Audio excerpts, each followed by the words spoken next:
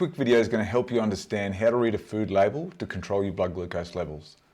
When you look at a label like this, you'll see there's a per 100 gram column and a per serving column.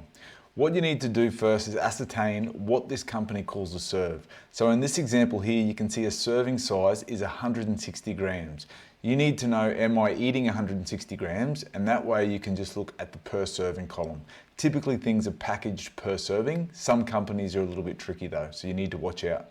Once you've established that, go down to the total carbohydrates. Some people get trapped just looking at the sugars. Now, sugar is a type of carbohydrate, but it's one of many. It's the total carbohydrates that will affect your blood glucose levels. So look at the total carbohydrate per serving, if that's what you're consuming. And in this example here, it says 5.6 grams of carbohydrate per serving.